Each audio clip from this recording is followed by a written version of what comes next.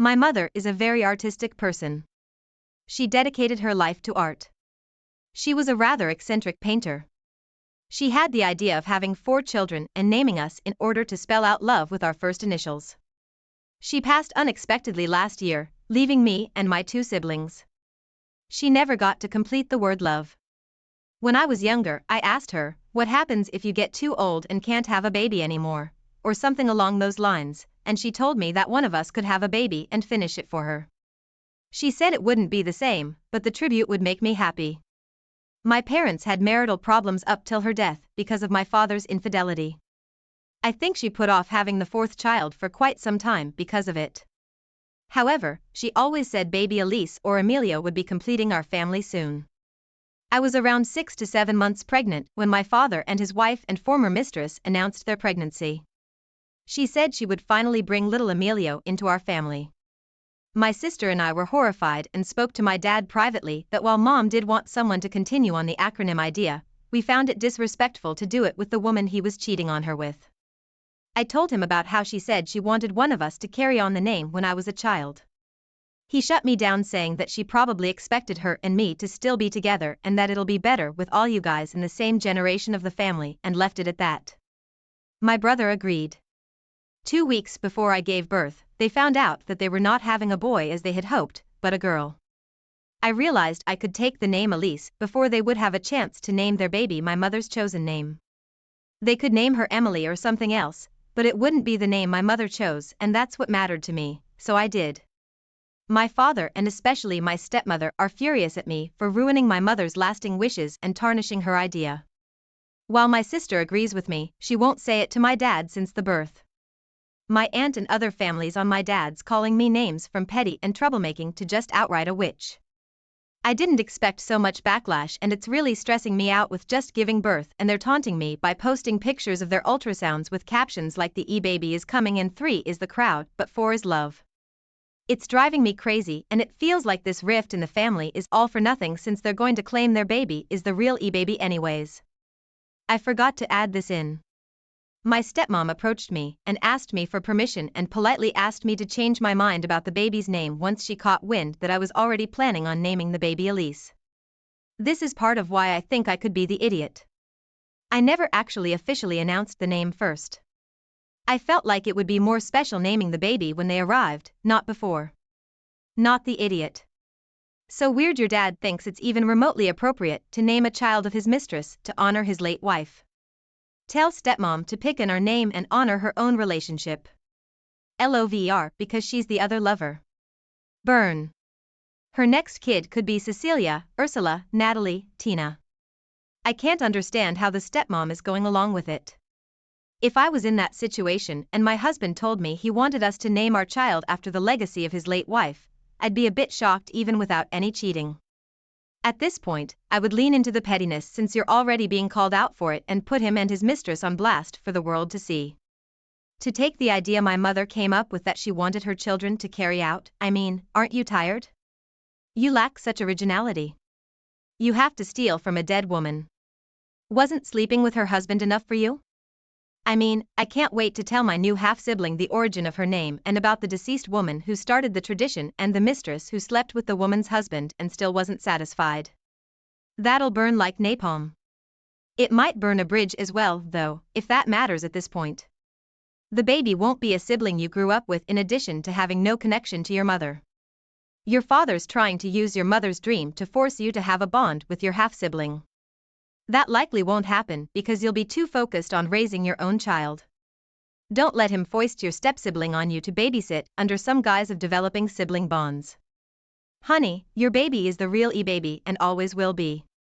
You know that, your sister knows that, and I bet your mom knows that. So, I, 22 female, am the eldest of 6 siblings, 19, teen, young teen, and tween twins. The 19-year-old is at uni in another city some distance away. My parents unexpectedly need to go visit relatives abroad and have asked if I could look after the kids for a week. This is generally fine, except for one day I'm attending a course in another city. I have to leave my parents' house at around 6:40 a.m. and won't return until 7 or 8 p.m. Luckily, my boyfriend, who I live with, is off that day and is happy to help. When I told my mother this, she was incredibly appreciative and I thought nothing more about it.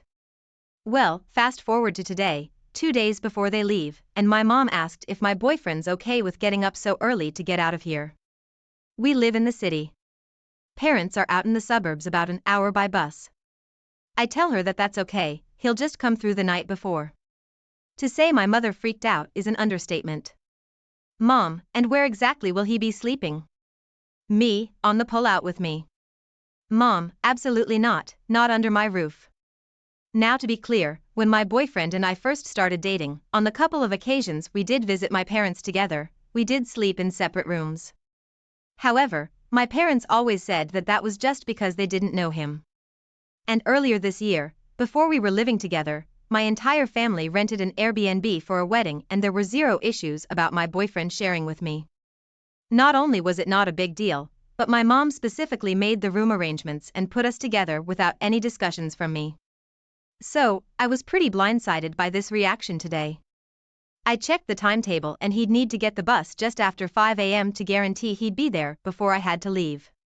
And presumably, my mother was also expecting him to leave once I returned that night, meaning he'd potentially be getting home around 10 p.m. That's a ridiculously long day and far too big an expectation for someone who's doing you a favor.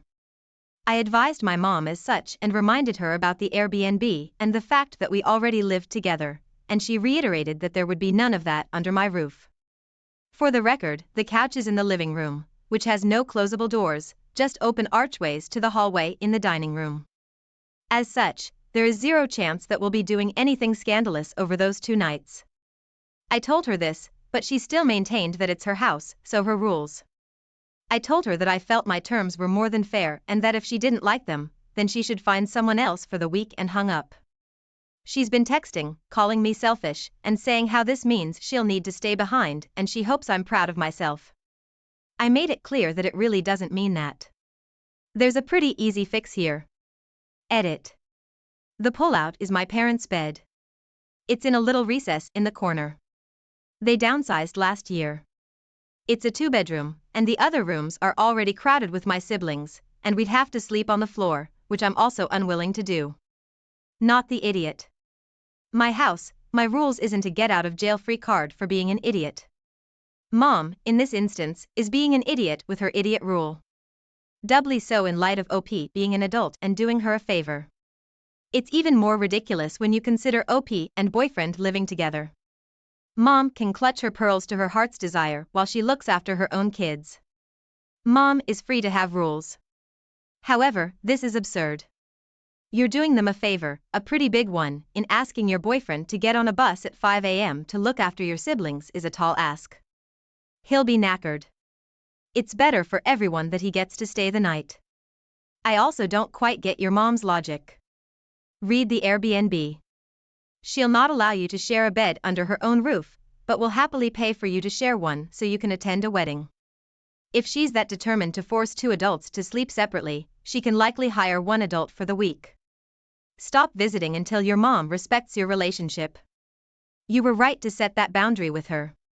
I'm a female 31, have a sister, 25, and we were super close growing up because our parents weren't very active in our lives and put their marriage above us. So, it was just the 2 of us. At a young age, I had to pick up being her 3rd parent and it made me resent her for years because she could seemingly have a normal childhood and I didn't. I did get over it though. When I graduated from college, I left my home state and moved to Arizona with my husband, 35. My sister and I barely talked after that because I was busy with my career and marriage. Now, I have a young daughter and I'm currently pregnant with twins. On Wednesday, I received a long text message from my sister and she told me she was getting married and wanted me to walk her down the aisle. I was happy for her until she told me her wedding date. Her wedding is 10 days after my due date.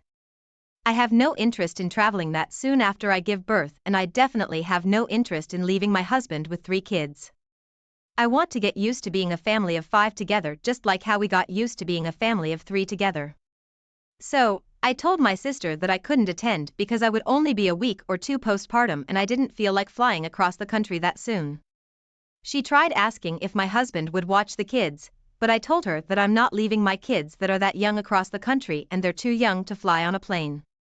She got angry with me and told me that she wanted to catch up with me and hadn't seen me in years. So, I replied that we would need to catch up on another day. She ended up hanging up the phone, and now since our conversation, I've been getting emails from her bridesmaids that I intentionally was trying to hurt my sister.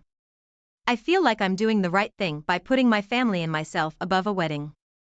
So, am I the idiot? Not the idiot. You really didn't have a choice. You physically won't be able to travel. Surely, you understand her request is ludicrous given the circumstances. Resenting her because your parents were bad parents is irrelevant. You literally can't go. You'll be physically recovering from birth and adjusting to life with brand new twins. This seems too cruel to be true. 10 days after birth to leave newborn babies alone is one issue. You, having given birth to twins, be asked to travel 10 days after on a plane multiple hours is another. Your sister still insisting you can do it is unreal. She would have known you were expecting if she'd been active in your life. If you were so important to her to be in the wedding, she would have checked before setting the date. Block the witchy bridesmaids and ignore them. And there's no guarantee on the due date. It's an estimate. OP might give birth mere days before the wedding or might have a C-section that takes a minimum of 4 to 6 weeks to heal from before anything strenuous. And travel is strenuous. It's an absurd expectation. OP best wishes to you and the twins. I, nearly adult, non-binary, live 50-50 with my mom and my dad and stepmom. I recently asked my stepmom to drive me to the drugstore to buy hair dye. I don't have a license. She said yes.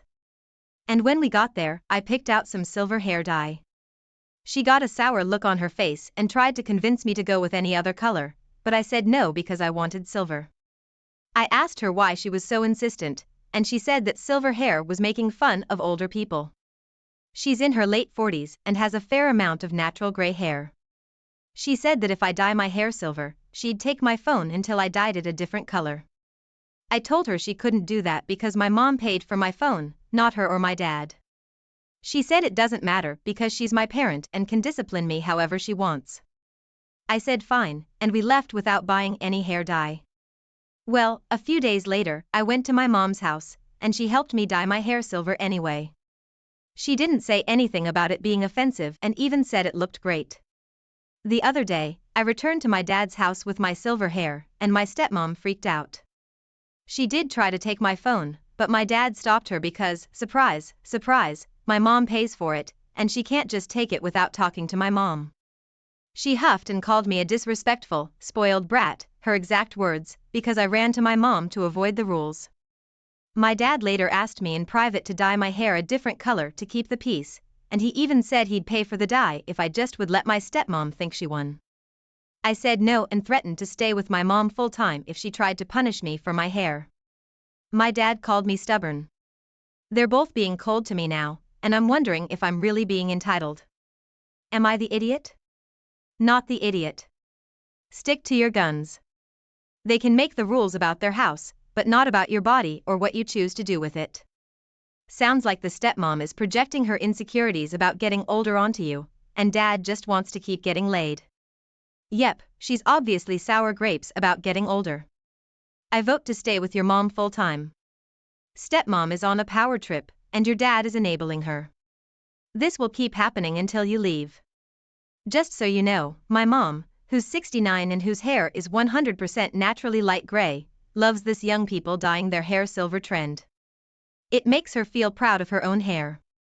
My 29, best friend 29, is getting married this fall. I'm the best man. We have a bachelor party in Vegas.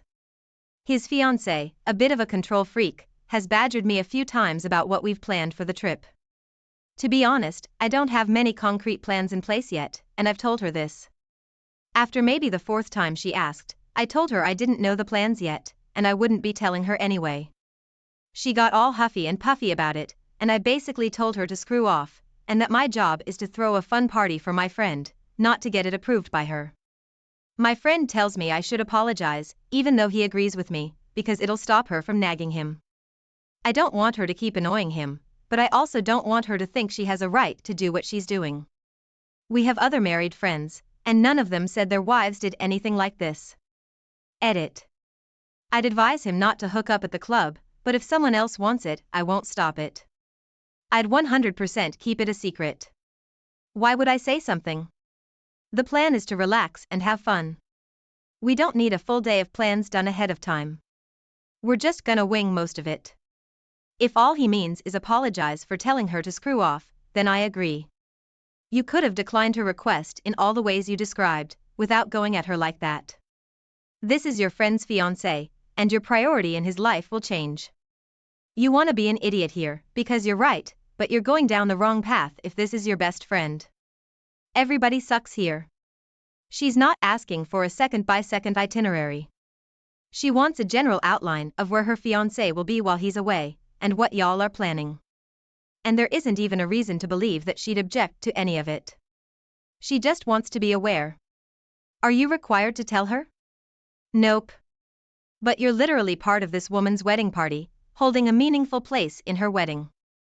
And not only do you clearly hate her, but you're also deliberately antagonizing her, swearing at her, and your examples of why she's so awful just aren't. If they ran into their partner's old friends at a bar, most people would expect to be introduced. It takes half a second, and it's rude not to. For someone who's almost 30, you sound about 16, belligerent, and exhausting. But of course, you are the idiot. I agree. Why don't you have a little empathy for her, even if she's being a bit extra, and just give her a sense of the kind of things you're thinking about doing? This is the woman your friend has chosen to spend the rest of his life with. You need to have respect for her. God forbid she wants to know where you guys will be in case of an emergency. You could have just eased her anxiety. But instead, you're rude as crap to the woman your supposed best friend is marrying. You're the best man. Act like it and have my 23 male parents, 43 male and 45 female, divorced when I was 8. I stayed with my dad full-time and visited my mom 2 weekends a month. My dad stayed single for all my childhood and adolescence. I met Josh, 34 male, 1.5 years ago because he was my boss at the company I started working half-time for while finishing college, same field. Josh and I started getting along so well and hanging out, I even met his wife, Mary, 30, a couple of times.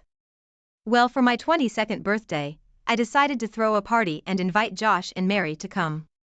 My dad was there too, of course, and I introduced them to him. They shook hands, shared some info, and that was it. That was their whole interaction during my birthday party.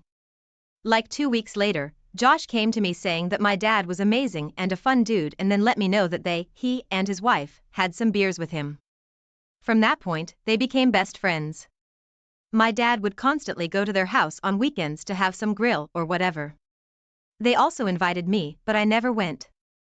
3 months ago, Josh told me that my dad was an idiot and a homewrecker who seduced his wife to cheat on him and got her pregnant. I called my dad to know what was going on, and he told me that Mary left Josh to be with my dad because they had an affair and she was pregnant, and also told me that they loved each other. I found out that they'd been having an affair for a year almost immediately after they met for the first time. They plan to get married after the twin babies, boy and girl, are born and Mary's divorce is finalized. Not going to lie, I feel guilty because if I hadn't invited Mary and Josh, they would have never met my dad and this wouldn't have happened. But I can't look at my dad the same way I did. He went after a married woman who had a twin son. I know he's a great dad to me, and I love him very much, and I know he'll be a great stepdad and dad to these new children, but I just can't look at him the same way I did. So I still talk to him, but I try to keep my distance as much as possible. He invited me to their baby shower, but I said I couldn't go because I didn't feel comfortable. He asked me why, so I said, "Dad, to be honest, I can't look at you the same way. You went after a married woman with a child. You got her pregnant and now want to act as if nothing has happened." He told me this doesn't affect me in any way and that his love life shouldn't be my problem, but I had to quit the job since Josh had become insufferable. My mom and friends say that I should support my dad because I don't know what Josh's and Mary's relationship was like, which is true, I don't, but I can't help but feel guilty and sorry for Josh. Not the idiot. He slept with your boss's wife and you quit your job because your boss blamed you. He can't pull the "it's none of your business" card when he aimed his adultery at your career, the audacity. I hate to break it to you, but great dads don't sleep with the spouse of their child's boss. Great dads don't intentionally nuke a young boy's family. Great dads don't try to rug sweep their own atrocious behavior. Unfortunately, he has not been a great dad as of late. Boy, your mom and her friends are wrong. It doesn't matter what Josh and Mary's marriage was like. What matters is that your dad slept with a married woman, got her pregnant, caused a family to crumble, and screwed you out of a job. It probably would have happened with someone else. Their marriage was not that solid if she was so quickly able to cheat. No one can steal someone else's spouse. A spouse is a person, not an object. They have free will. They're the ones cheating. This Mary is wholly responsible for her own situation. She could have said no at any time. Of course she chose to cheat. But OP's father played the best friend card with OP's boss to get closer to his wife. It is a far more idiotic move, seducing a married woman when you know her husband. Especially when the husband is your son's boss and he's the one who introduced you. I understand why OP has lost respect for his father. If I were in your shoes, I would never have anything to do with my dad again. That is an awkward position to put you in. And it's not fair to you that he used your birthday party to pick up on another man's wife. I've a female 32, have a friend who will call Ellie, female 32. I've known Ellie since we were around 7. Our mothers are good friends. Ellie has had a very, very privileged life. Her dad is a lawyer, and her mom is a dentist. So, as you can imagine, Ellie had many more luxuries and opportunities than your average person. She grew up attending private schools, having private tutors, going on fancy vacations every year, etc. I won't go into too much detail, but I didn't have a life like Ellie's. Ellie never had to get a job until she went into residency in medical school when she was 26. When we finished high school at 18, Ellie initially went to business school for 2 years before dropping out, then pursuing medical school. Her parents paid her tuition and living expenses, so Ellie never struggled financially and never had to worry about money. Plus, her mother got Ellie volunteering opportunities so she could get references on her medical school applications. Ellie is now a qualified pediatrician. I'm glad she was able to find a career path she enjoys, and I'm proud of her for finishing school. I know medical school is no walk in the park. I'm a veterinarian.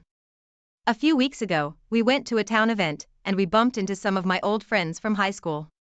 We chatted for a few minutes, and one of them proudly mentioned she had finished nursing school. When we went to my house afterward, Ellie made a very rude comment about my old friend, saying I bet she was just too dumb to go to medical school, and went on about how great she is. I told Ellie that what she said was rude and uncalled for. Ellie said it was the truth. I snapped and told Ellie, you only became a doctor by getting handouts. You don't get to make comments about other people. Ellie started yelling at me and telling her that I was a jerk for undermining her hard work, and that she still had to work for where she was now. I told her that I knew she still had to work hard, but most people don't have parents who can pay all their tuition and living expenses, and she had it easier. Ellie called me a jerk again and said that I was ignorant and that she still had to work hard. Not the idiot. Many people aren't intelligent enough for medical school, but can only dream of becoming doctors due to classes barriers in place. Many medical schools have rules against students having jobs during their studies. Ellie sounds naive and sheltered. Her comment was insulting and unnecessary. Nurses are essential for medical establishments to function. Ellie's looking down on a profession that medical facilities need to work. She makes doctors look bad. Unfortunately, when it comes to higher education, intelligence and hard work frequently aren't enough. So, her comment isn't even true. Ellie had to work hard at medical school. Ellie did not have to work hard in life. Ain't when people don't acknowledge their privilege. Her comment was very nasty and uncalled for. So, good on you for calling her out. I keep getting into an argument with my wife, and it keeps getting worse. We are due to have our first child, our first together. She has 3 older children that live with us later this month. I bought tickets for a concert approximately 3 weeks after her delivery date, if we make it that far. And she keeps accusing me of not caring for wanting to go to it, saying she can't believe I care more about a concert than our daughter. And how could I want to leave her? I told her that one night out shouldn't be that big of a deal. I'm already using 6 weeks of paid time off I've accumulated at my job to be there when the baby's born, to be around full time.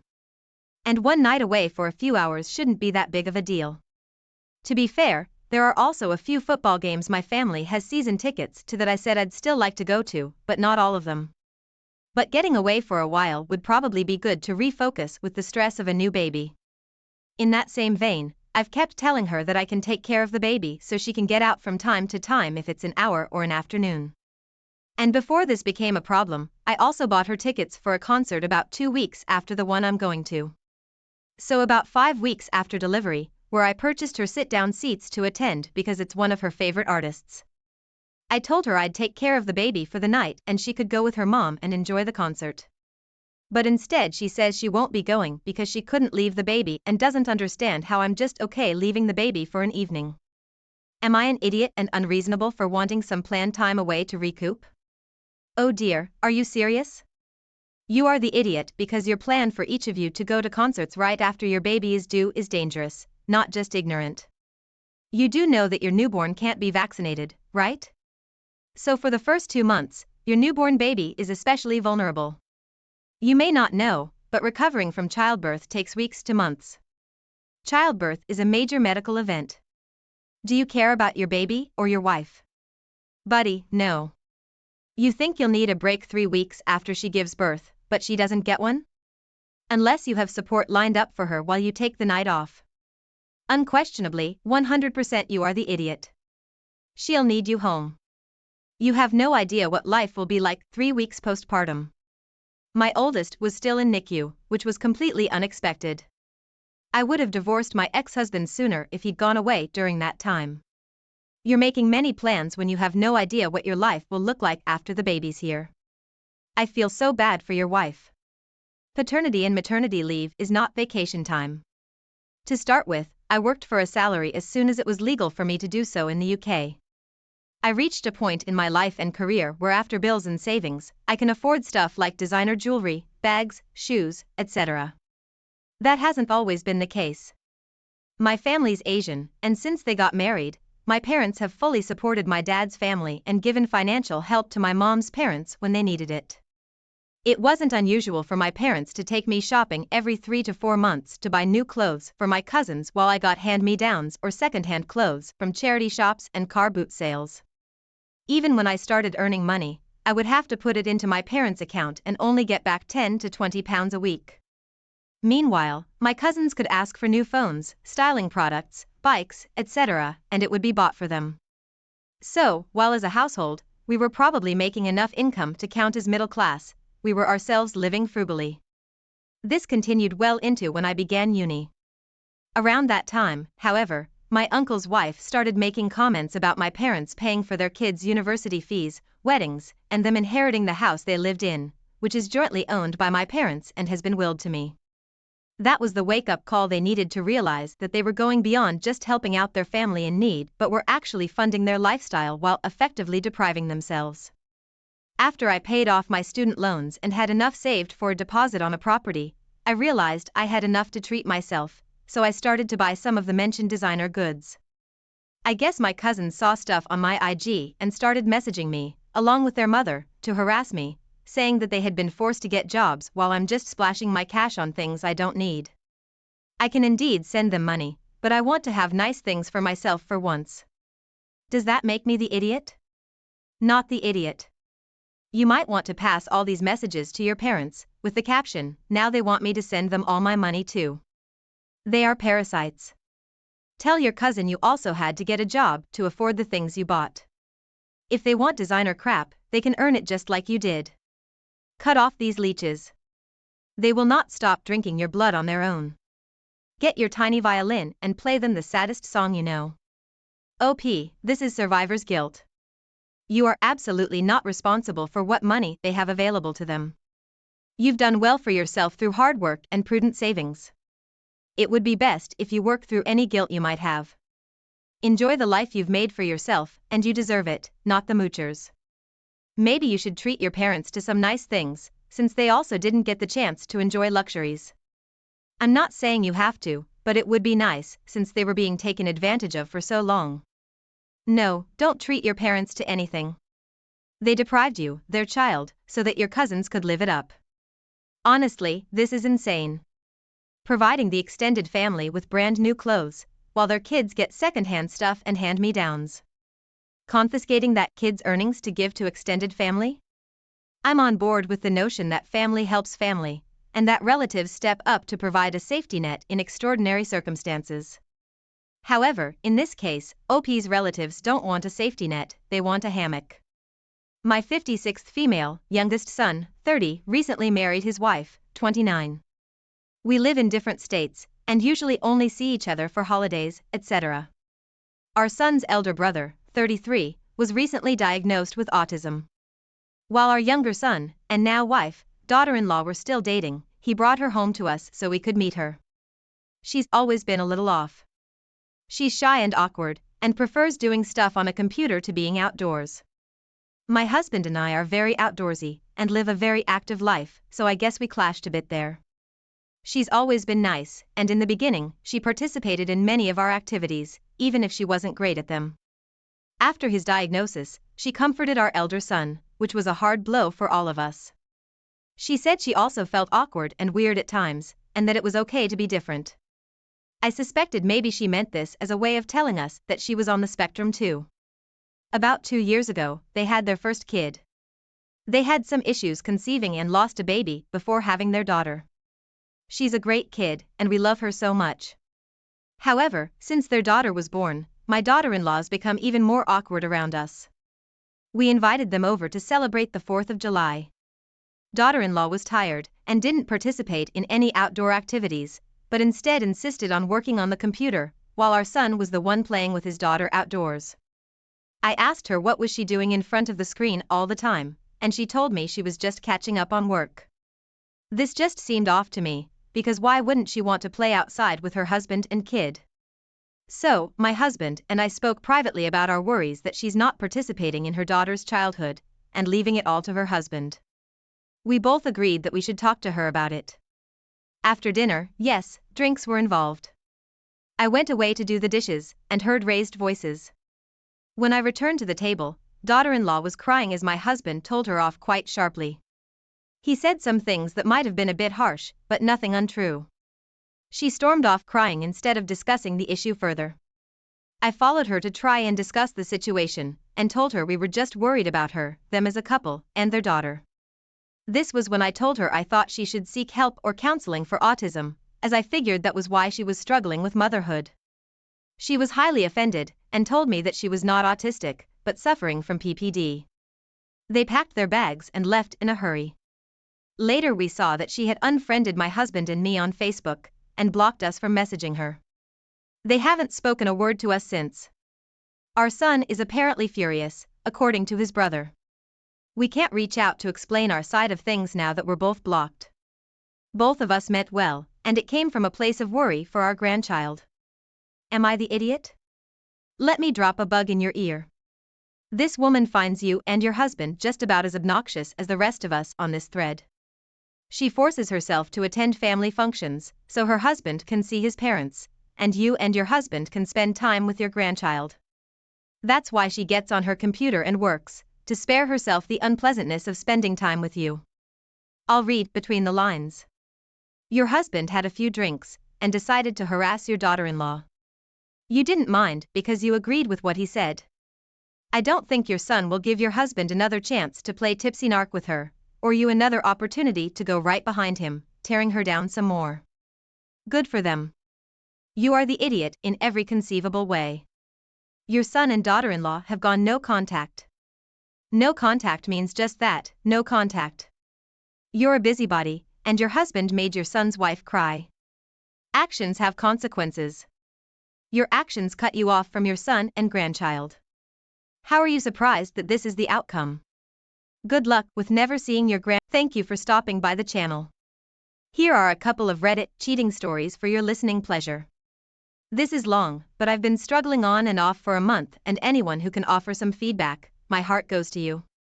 My wife and I are effectively high school sweethearts from different schools together since 16 together, 20 years married for 12, one daughter trying for our second child. Like a lot of infidelity stories, we were not at our highest emotional peak.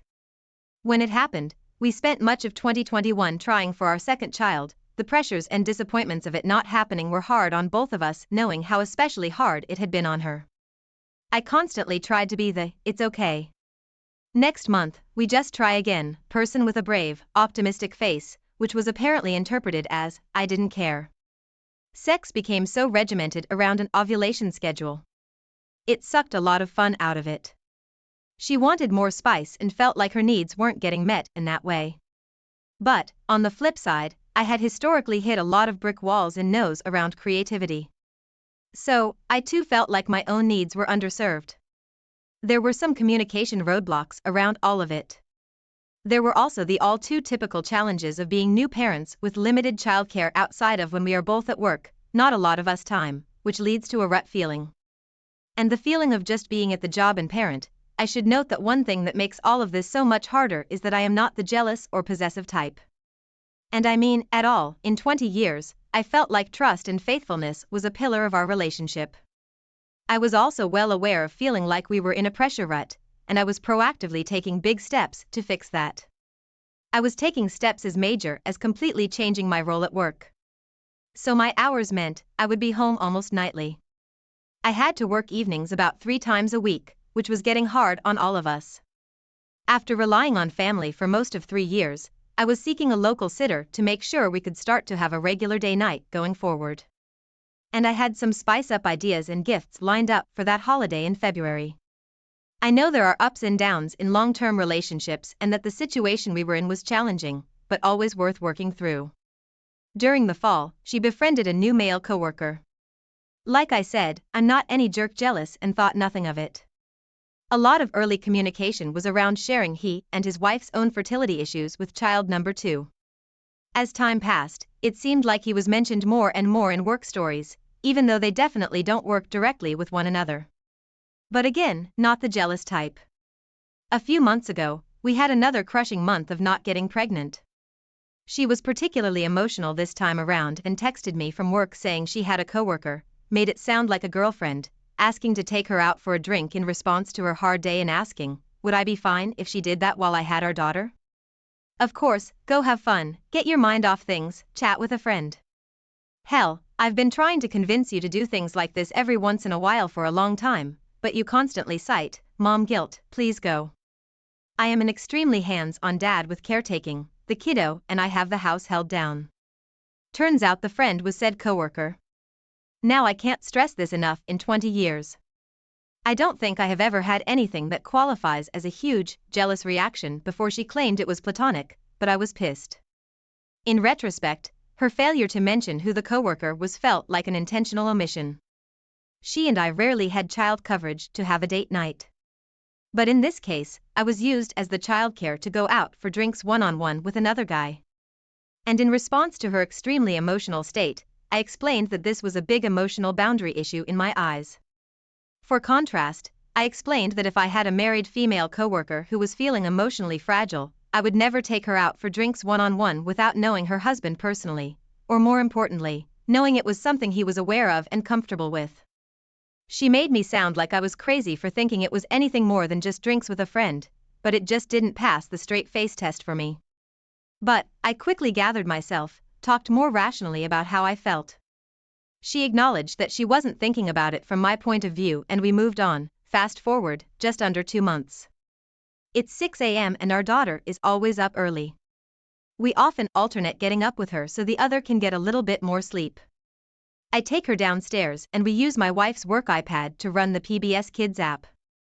I am not a snoop, but as I go to get it set up, I'm taken aback by the iPad home screen being littered with notifications of private chat messages with this employee, talking about coming over to our house at 7 p.m. the previous night, how they have a fun, uncomplicated arrangement that will have to be put on hold in a few weeks. My schedule was changing for the reasons I said before and so forth. I was in a total state of shock when I confronted her. She got a look of dread and shame in the little time we had to communicate quietly as to not alert our daughter. I found out that he had been lying to his own family about going to work for his second job, coming over once a week on nights. I worked late for the last 5 weeks straight with the intention to go 2 more rounds until of course my schedule wasn't as convenient for their arrangement. She tried to plead that she never meant to hurt me or our relationship. And she was 100% committed to us. I have never been more frazzled and feeling like I was spiraling in my life. I send a lot of angry texts, as you can imagine. My coworkers knew I wasn't okay. I played it off. Like I got bad news on the family health front and had to leave. There was no way I could focus. I drove home and tried to convince myself. Things weren't as bad as it seemed. I went to reread the messages to see if I reacted too strongly and wouldn't, the two had a new chat going. It was clear that he was aware I found out, but the conversation didn't seem to, oh no. In fact, it was a bizarre combination of chatty, Kathy friendly. Talk about what they made for food the night before and her inviting him down to her room at lunch to go through her phone, listing her lock screen password and read her private messages. The angry texts, I don't know about any of you, but if you cheated, crap hit the fan and the wound was extremely fresh. Your claim is that you're committed to the relationship. There's something about immediately going to the affair partner and saying, hey, come have lunch with me and go through my phone. Doesn't sit right on the, where's your loyalty front? All the hallmarks of emotional and physical betrayal were there, of course, but there were so many reasons that this was extra bad circumstantially. 1. It was done while we were trying to get pregnant with child. Number 2, after bonding with this person over stories about fertility struggles, that alone is messed up too. There is nothing she cited about where her head was at the time that couldn't also be said about me, but I was working on solutions and an extramarital affair isn't even on the radar. 3, while we struggled to get us time with the toddler at home, I was effectively used as childcare. So she could have that sort of time out with someone else, which was also the night that talk of each of them wanting more in the bedroom heated up for as far as wanting more goals. I already mentioned my plans for helping break out of the rut, but she had put up so many brick walls with me. It was hard to even know what direction to go and forget crazy ideas to spice things up. We're talking things most couples would consider pretty basic. She wouldn't please me orally because it gave her lockjaw, that she could never do a certain position sexually because it hurt, and that her OBGYN has acknowledged that had something to do with her pelvis, that she was long past wearing anything that wasn't comfortable underneath. That she's been extremely self-conscious about her breasts since nursing and always wanted to keep them covered since, and you know what, even if there were things I wanted, I would never push her in any way. She wasn't comfortable, but come to find out everything she ever took off the table for me was apparently on the table for him during the affair, even busted out lingerie she wore on our wedding night that she never wore for me again. In 12 years, the 5, we've been together since we were 16 frigging years old. She is the only person I've ever been with. While it's natural for anyone to have passing curiosities in a lifetime, it creates this imbalance when one person acts on them and only one is left faithful for basically life, whether it was stopping the affair to begin with, or taking extremely active steps to improve communication and things with us. None of these were conclusions that happened on their own. This wasn't a, what have I done? This was a mistake and I need to come clean moment. This was over time, methodical, and had planned for more, but I got caught. Attempts at improving anything with us in ways she never did before all just feel like concessions. Now, the fallout is a long separate story in itself. I spent 2 weeks sleeping on separate floors. Most nights we had big emotional powwows, sometimes in ways that could have been considered productive, but I have a hard time letting the most hurtful thing someone has done to me be viewed as any sort of positive turning point. I have been trying to give reconciliation a shot, but my feelings about it and what it means for our relationship are all over the map. Before I say too much about it, I could just really use some feedback to anyone who got through all of that. Thanks for listening. Hello, everyone. My marriage story is different than the rest of the stories posted here. It will be a long one as well. Please have a look at it. I am not from the US, but I have been working here in the US since I was 23. And now I am 30 and going to be 31 soon. I am from a developing country and I did both my bachelor's and master's in computer science engineering from an Ivy League school here in the US. So basically, I have been in the US since I was 16. My father is a government employee and my mother is a homemaker. I have an elder sister who is a doctor and she is married and mother of 2 children. Both me and my sister were brilliant academically. She wanted to be a doctor and she is now. I wanted to be an engineer and wanted to pursue my bachelor's in the US. I am currently working in a world-renowned company that we all know. We use the company products every day in all walks of our life. I have an arranged marriage. When I got married, I was 27 and my wife was 21. After completion of my master's and getting the job in my dream company, I moved to a new city. I stayed with two of my friends in a shared accommodation for 3 years. Then one of my friends got married. And so we vacated that place and took our own place to rent. I took a 3-bedroom, 4-bath apartment in a posh area in the city, which is 15 minutes away from my office. I met an American man in the new apartment complex and he was my neighbor. He is a car salesman for a high-end car company distributor and was sharing the apartment with 2 guys. He helped me a lot. I mean a lot. I considered him as a close friend. He voluntarily would come to me once a week and will ask me if I need help. I would invite him to both lunch and dinner at my place. Almost every weekend, he would come to my place to watch sports. And we will talk about various topics. Whenever I will go home, my mother will send a lot of gifts for him, and he is always very happy to receive them as well. I never asked him about his personal life neither. He also never asked me anything. Anyway, I got married and of course he was invited. And I booked tickets for him and paid for the visa. He was not able to go because of some work-related thing. My wife came with me after her visa processing. I was very happy. My wife is very beautiful. I am a tall guy, 6 feet 3 inches, and my wife is 5 feet 8 inches. She came from a well-established family and a lovely person. She has a bachelor's degree in history. 7 months back, I was at home working and I heard my wife crying. I walked up to her and asked what happened. She was in the living room, on the couch watching TV. I thought something on TV she saw made her cry. Upon asking, she started bawling and I was clueless. And I was still thinking it's because of the TV, but I was unable to find anything emotional on the TV. She started saying how sorry she was and how she ruined everything. I was still trying to understand what was happening and told her, "Don't worry. We can always fix whatever was ruined. No need to cry. And she looks ugly while crying and she should always smile." The next 6 to 8 hours were hell for me. She told me how 2 years back, for a month, I worked 20 hours every day on a very important project. My friend and my wife went on a sex rampage. Basically, she told me I would leave for the office at 3:45 in the morning, and my friend would come over at 4 and they would do their thing. And he would leave right before I got back, right around midnight. It went on for exactly 1 month and everything stopped after that month. Also, my friend left the apartment complex the next month as well. He rarely speaks to me or responds to my text messages anymore. I will write some more, but later. Thanks for reading. Don't know what I am asking or interested to know. This story was shared to us by a listener. I want to thank him for sharing his story.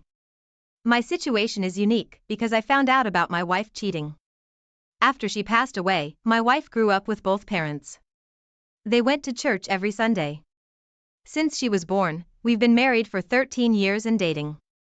Since we were 18 years old, we have 3 kids and a house. The kids were 8, 11, and 13. When she passed away in 2020, we made around the same amount for years. She made between $3,600 to $4,000 a month as an RN. I made between $3,000 to $5,000 a month as a wholesale supplier. I saw several signs and blatantly ignored them. Here are some of the signs I ignored. Her phone was on the floor. I went to pick it up and put it on the charger. She jumped out of her sleep and asked me what I'm doing with her phone. I thought to myself, the only reason she would react in such a way, if she's cheating. Another sign, we were talking in the front room, she showed me a video clip of a guy in New York who does sexual massages. I grabbed the phone from her so I can view it myself. She started going crazy and fighting me over it. I eventually gave it back to her, but the biggest sign I ignored, she said she was going to a club one night. She didn't come home until 4:30 in the morning. We had a big argument about coming home. So late, the only reason I didn't jump to conclusions, she was cheating. In the first year of our marriage, I stayed out until 5 in the morning with my friend. We went to the club, then chilled outside talking. I wasn't with the girl, nor was I cheating. My phone ends up dying. So, she couldn't get in contact with me. When I finally came home, she didn't accuse me of cheating and said she was concerned. She called the cops to report me missing, but she had to wait 24 hours. The last sign before she passed away, maybe 4 to 6 days prior, I asked her if I could use her phone to post clothes on Facebook for advertising. She was hesitant, then started going over her phone. I said to myself, that's something I would do if I were cheating. I reassured her I wouldn't go through her phone because I didn't want to know if she was cheating. Besides, I trust her. She gave me her phone and I went into the room. After 10 minutes of using her phone and posting on Instagram and Facebook, I decided to go in her direct message on Instagram. I went to a conversation she had with her best friend. I said to myself, if she's cheating, her best friend would know. I read a little bit of the conversation. It wasn't anything there. I went to the text messages and noticed text messages by a trainer. I saw a little bit of the conversation, then closed out because I felt bad about going through her phone. After I told her I wouldn't, that's when she walked to the room to see if I was using her phone. I told her I was almost done, but I found it odd again. I said to myself, she's showing signs of a cheater. We had a conversation months prior to her passing about cheating. I asked her if I cheated on her, what would she do? Her reply, I don't know, because I have never dealt with you cheating before. I found it odd because we started dating at 18. We've always agreed the relationship is over. If one of us cheats, I told her, I'd rather you divorce me because I don't want to know. I don't know how I would react. I read stories from men murdering their family or abusing their spouse and going to jail. I have listened to songs about a guy committing suicide after discovering his wife cheating. Another song about a guy dying in a car crash after going through his girl's phone. I didn't want to be in that predicament. So, I convinced myself not wanting to know is the best option. All the signs I ignored were within the last year of her passing. She passed away in September of 2020. When I got home to tell the kids, we started crying and the kids were screaming. It's the most gut-wrenching experience in my life. It still haunts me till this day. When I think about it, I got her phone from my youngest son and asked if they knew the password. The youngest one told me the code. I told myself I would keep my word by not going through her phone, even in death. I planned on deleting the text messages when I got time to do it. I announced her passing on Facebook. I plan to keep her memory alive by posting pictures every day. I decided to bury her next to my mother, where we agreed to be buried after my mother passing. About 5 days after she passed, a guy sends her a video message from the Caribbean islands where she went on vacation. I decided to respond to him as her to find out if anything went on between them. By the conversation, they sent video messages back and forth. How are you doing conversations? I decided to call her friend and ask her about it because they went on vacation together. My wife's girlfriend, Nancy, played it off and said they took his information because they wanted a travel guide. The next time they went, she told me, you know, your wife loved you. The day after the funeral, I wanted to post a video of her instead of a picture. I went through the trash area of her phone. As I'm scrolling, I noticed a naked picture of a man. I thought to myself, if you go down the rabbit hole, it's no turning back, but I couldn't turn a blind eye now. That's when I decided to go through her phone. When I went to her Facebook Messenger, I didn't see anything. Just conversations with her friends.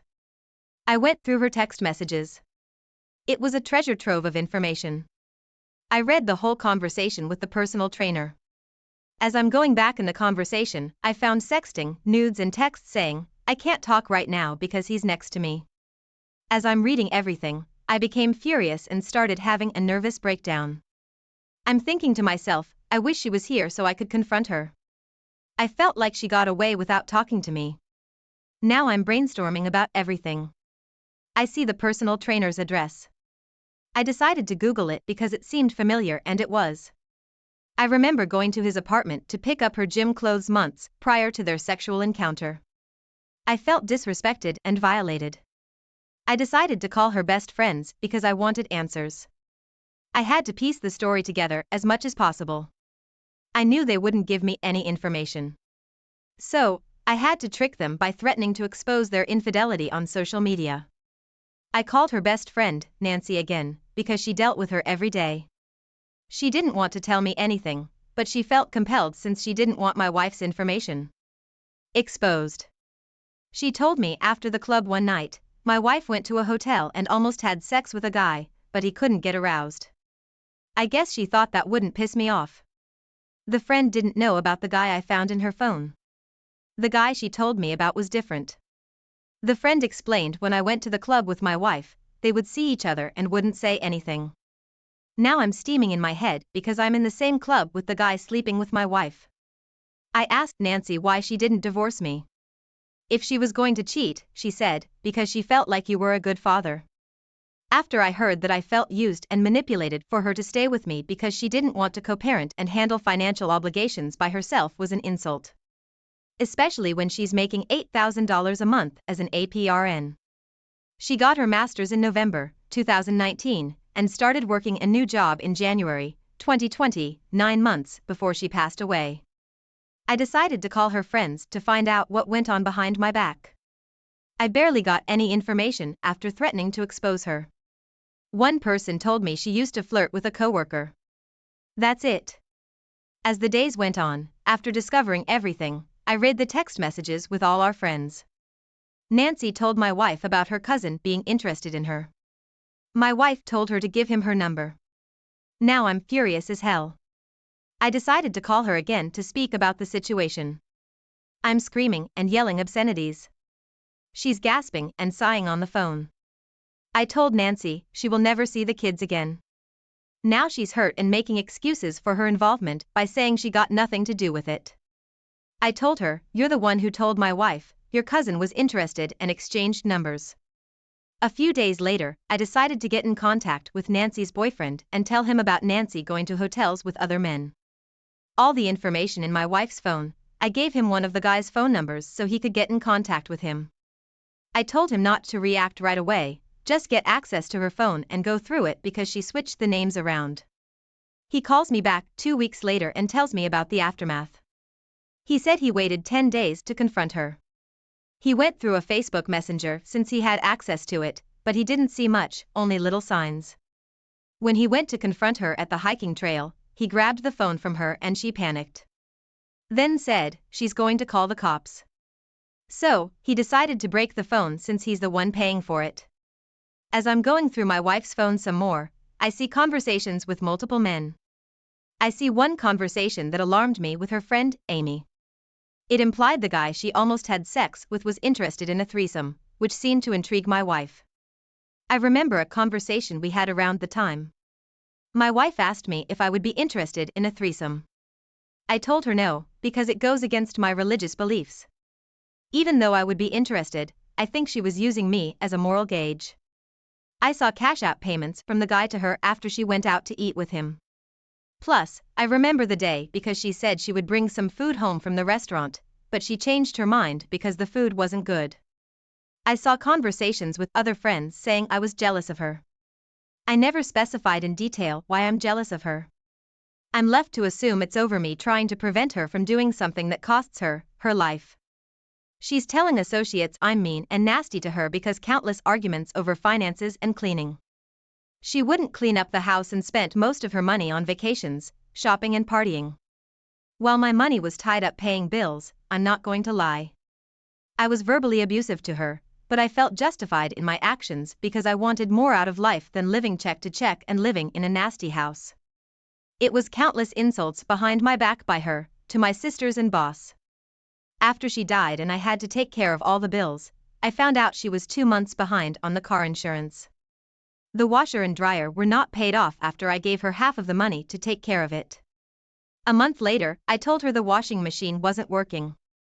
Her reply, it was stopped working after we paid it off. She took 15 days to pay the mortgage certain amounts after I gave her half the money to pay it before the grace period. To make matters worse, I found out she was smoking marijuana. That startled me because since teenagers, we agreed to never smoke marijuana. If I knew she was smoking, I would have told her to stop or I'll leave.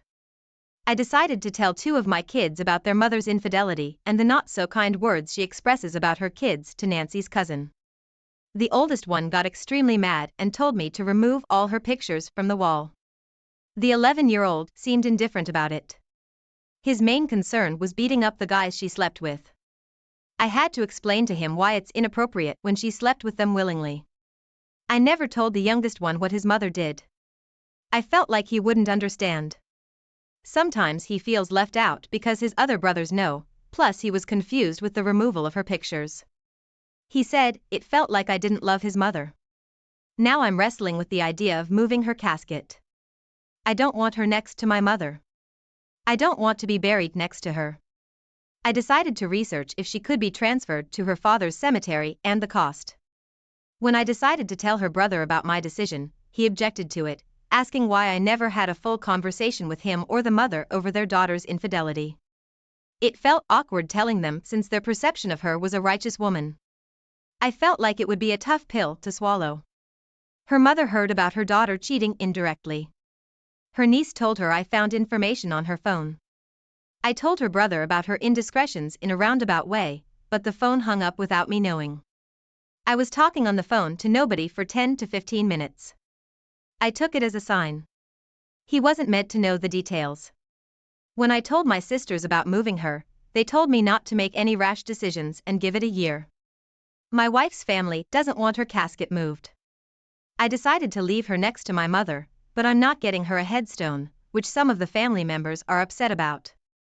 I won't allow anybody else to get her one. If they decide to do it without my consent, I'll have it removed. I haven't been able to visit my mother since September the 26th, 2020. I used to visit her several times within a week. I stopped going after my wife was buried next to her.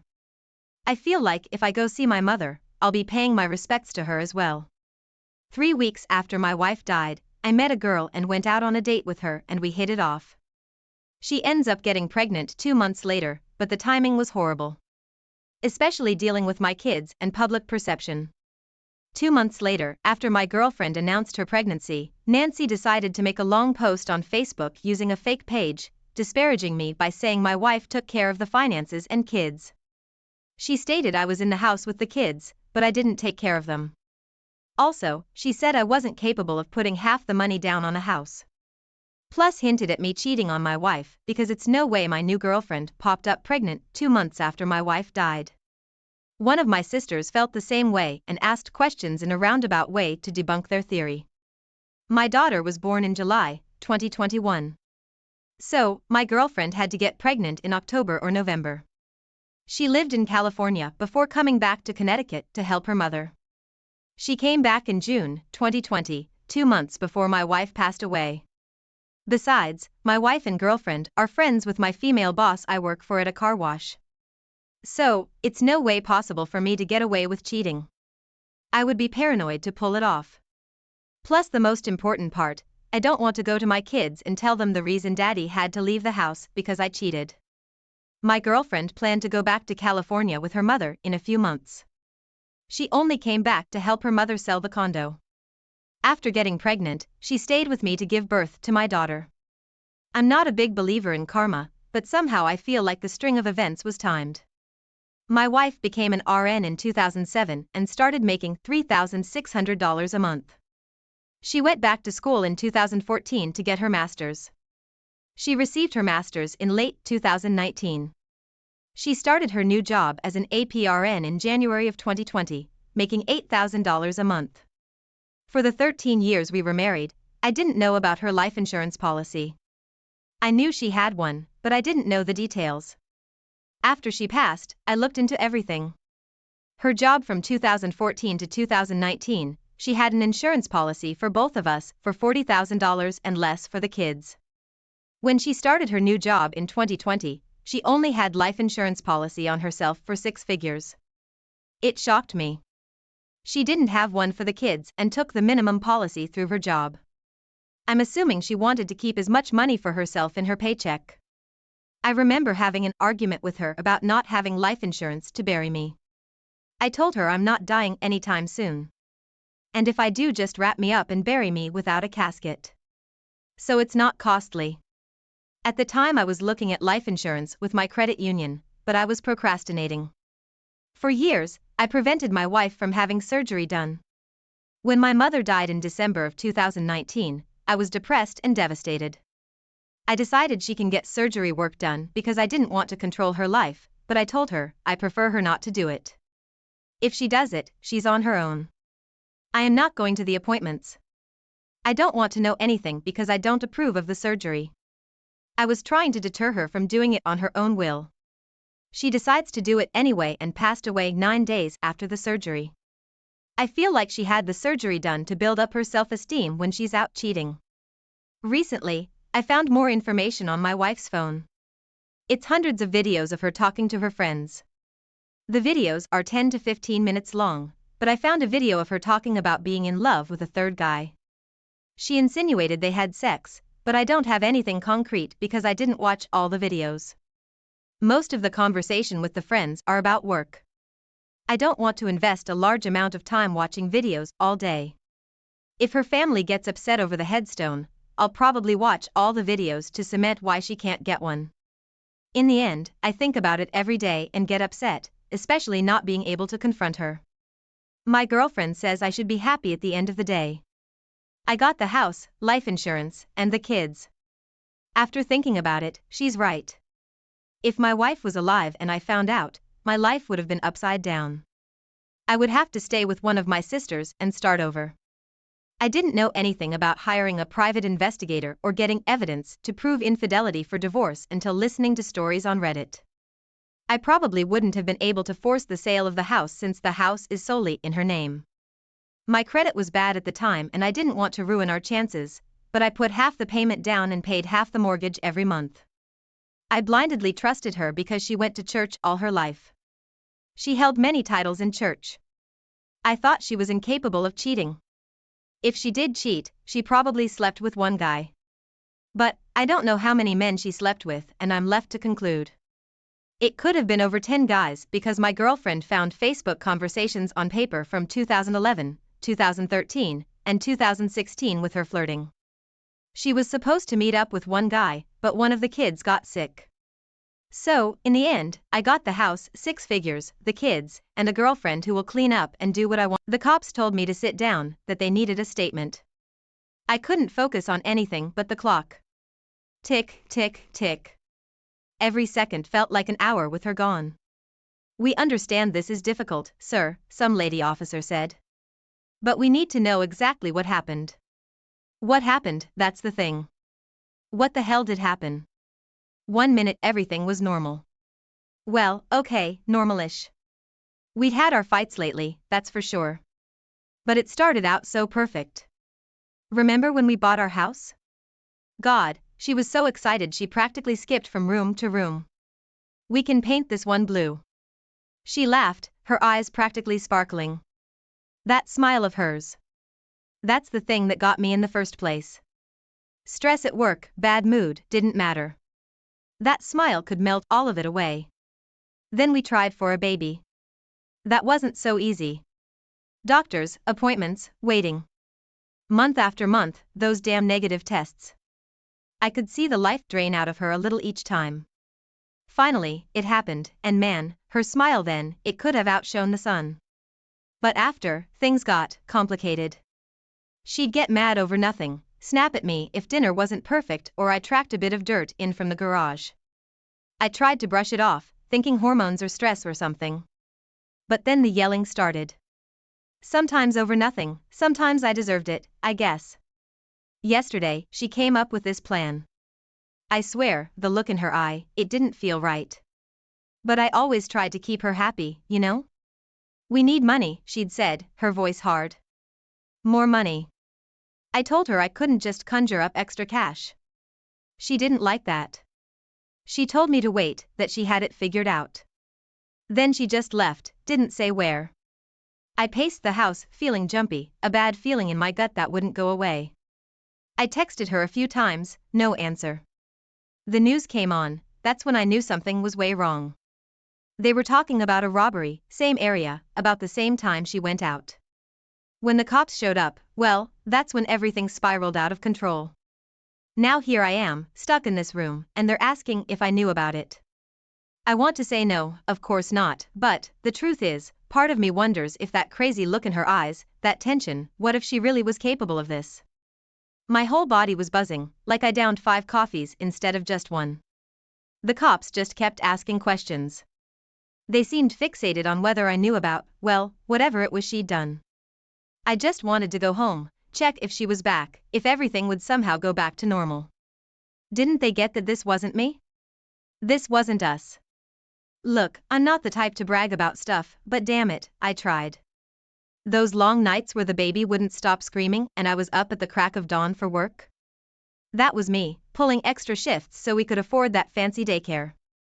Me again, my old buddies asking me out for a beer? Nah, couldn't do it. Had to be a good husband, a good dad. Had to put them first. And it was worth it, for a while. Seeing her face light up when I brought home that expensive easel for her paintings, or watching the kids go wild on the swing set I built. That was enough. That was the payoff. Remember that kitchen remodel? The one where she picked out all those fancy tiles and that stupid farmhouse sink? Hell yeah, I worked my ass off on that, even after my back ached and my hands were blistered. Worth it to hear her humming happily while she cooked up one of her fancy dinners. I might not get the whole art thing, but I got that making her happy made me happy. Then it changed. That spark. It started flickering. The smiles got fewer, the complaints got louder. Suddenly, everything I did was wrong. Like that one Saturday, I finally tried to squeeze in a round of golf. Just one lousy morning, and when I got back. Man, she laid into me like I'd never seen. Screaming that I never cared, that I was selfish. Okay. Maybe I snapped back, maybe we both said things we didn't mean. But hell, the next thing you know, she's coming up with this scheme of hers, saying it's our only way out. I finally got home after another day at the station. God, those people seemed extra unreasonable today. All I wanted was a hot meal, the kids tucked in bed, maybe half an hour of brainless TV before crashing. Just a normal night. But the dinner I'd left warming was still sitting on the counter, barely touched, and the kids were playing way past bedtime. I could hear her laughter coming from upstairs. She was on the phone, probably with one of her artsy friends. It wasn't even a special occasion, just another random night when I came home to a cold house and ignored food. That's when it started, that ache in my chest. I'd always been the kind of guy who brushed things off, who kept his head down and plowed through. But lately, it felt like something was off.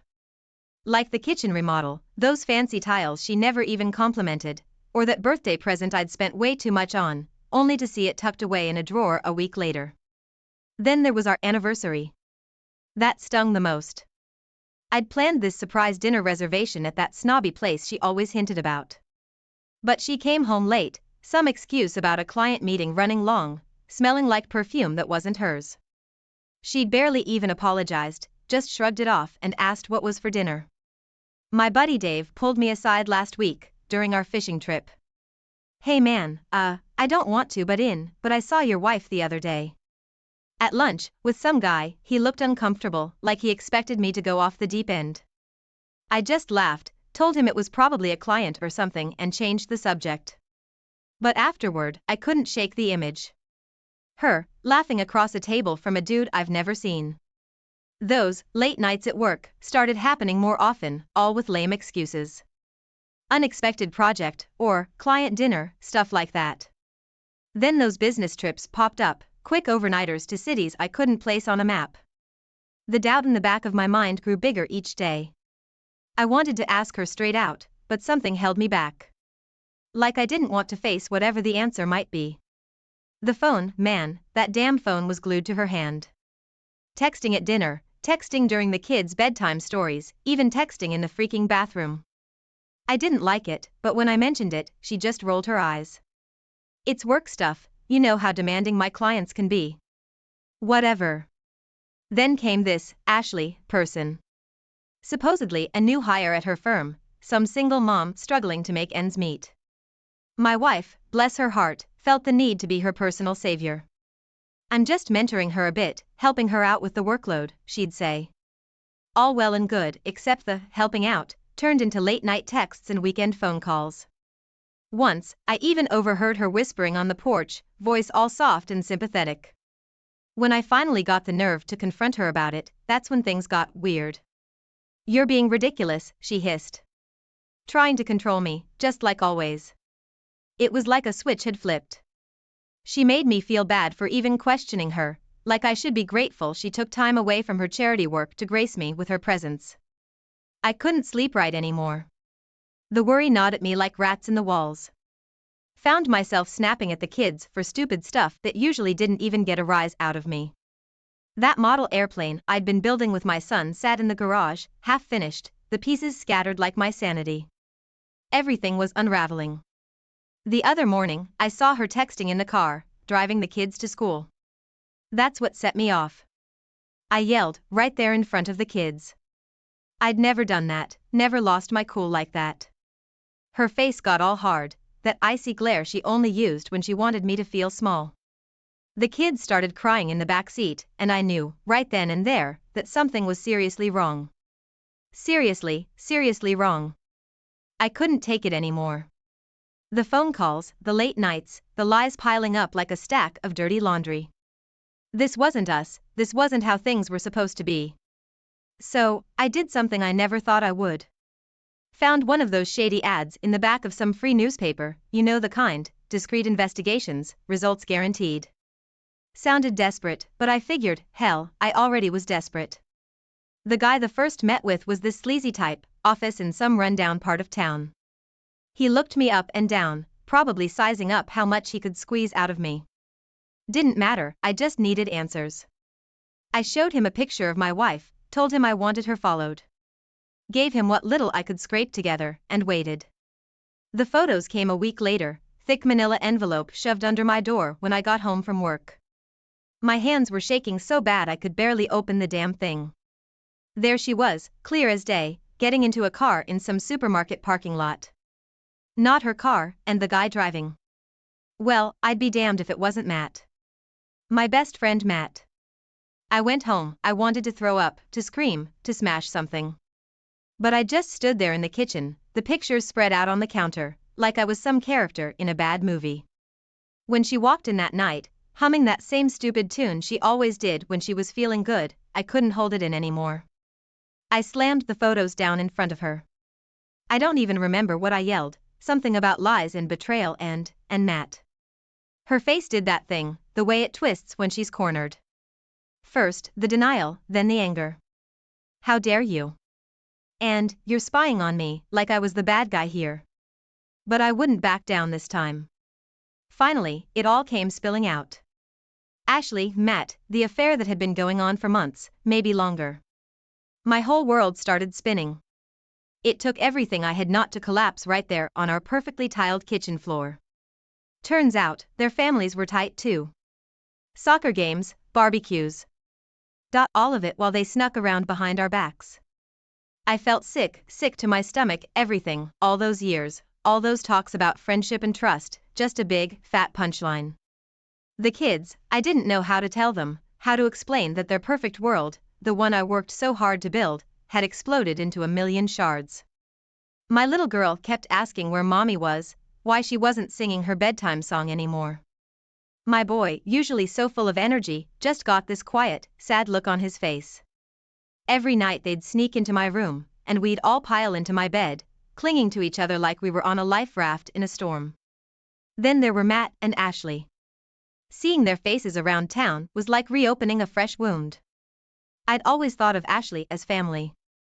Our kids played together for years. Now, I couldn't even look at her without seeing them together, hearing her whispers on the phone, picturing their lies. And Matt, I didn't know if I wanted to punch him or just break down sobbing in front of him. I was completely lost, never been a talker, not about big feelings. So I did something I never thought I'd do.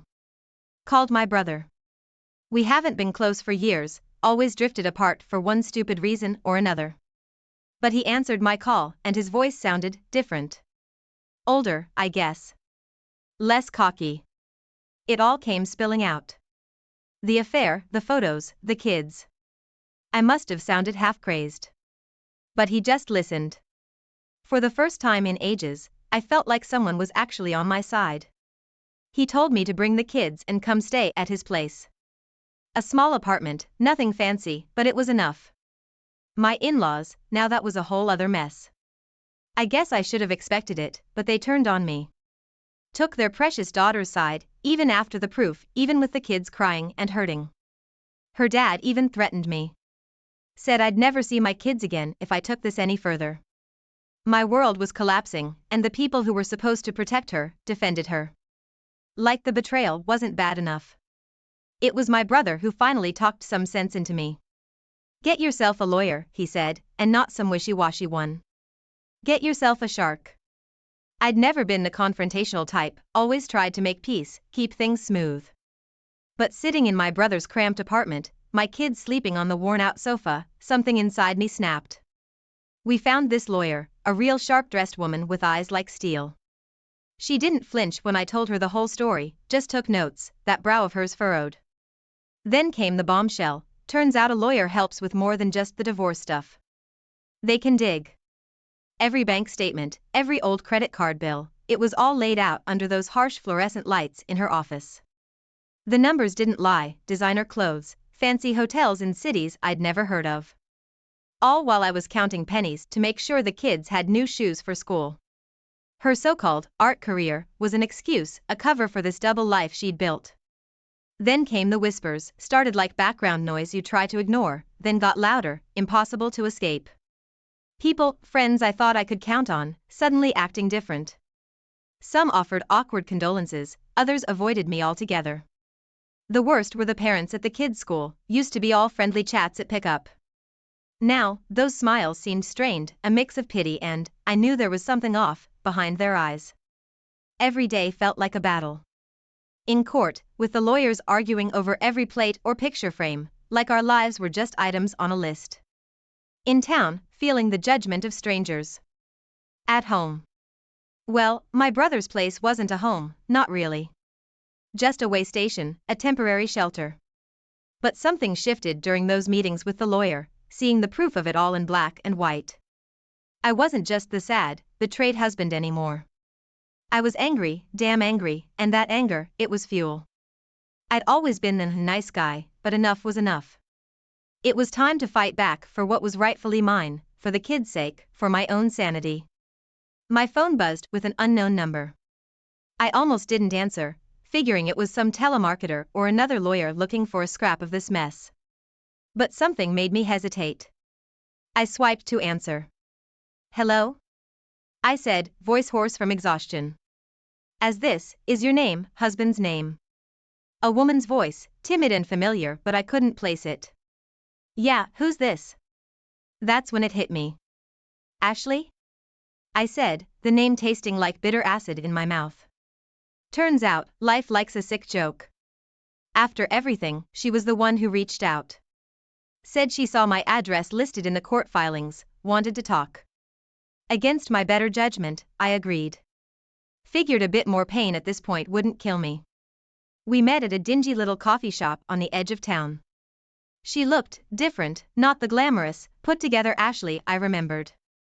This version was pale, eyes red-rimmed, a slump in her shoulders that mirrored my own. Turns out, Matt wasn't the prize she expected either. We talked, awkwardly at first, then the words poured out like we were both desperate to make sense of it all. The lies, the years of deception. She told me things about my wife, things about Matt, that made me want to be sick. And then she apologized, not for what she'd done, but for being part of hurting me, of hurting the kids. Even in mess of her own making, there was a flicker of decency in her. The kids, they're the hardest part. My little boy keeps drawing pictures of our family, the four of us together and smiling. My daughter keeps asking for mommy to read her favorite story, the one about the princess. I'd choke out some excuse, make up promises I can't keep, and hope they're still young enough to believe me. How do you explain the unexplainable to innocent eyes? Last night, after the kids finally slept, I did something I swore I'd never do. I went into the garage and pulled a bottle out from the back of the tool cupboard. I never was a big drinker, a beer after mowing the lawn kind of guy, but lately, I just wanted to feel numb. I sat there on the floor, staring at the framed wedding photo propped up against a half-built workbench. All those promises, that beaming smile, such a damn lie. The rage bubbled up inside me, hot and uncontrollable. I let out a scream, a primal sound I didn't know I was capable of, and hurled the picture against the wall. The shattering glass was like ice water to the face. I collapsed on the floor right there, and I cried. Cried like I haven't since I was a little kid, sobbed until I had nothing left, until all that remained was a cold emptiness. Somewhere, in the back of my mind, was the thought I should clean it up, that the kids shouldn't see. But all I felt in that moment was bone-deep exhaustion and a question, was I ever good enough anyway? Character assassination, that's what my lawyer called it. Each week in court, it was a new lie. I was abusive, neglectful, mentally unstable. The kind of accusations that make a good man doubt himself for just a second. Then I'd look at my kids, their faces pale and drawn, and the rage would blaze white hot in me again. She'd turned them into pawns in this vicious game. Coached them, I think. Their once bright eyes that used to light up when they saw me were now weary, filled with questions I couldn't answer, accusations I couldn't fathom. Every visit had a new sting, a new accusation, tearing me apart piece by piece. Funny thing happened though.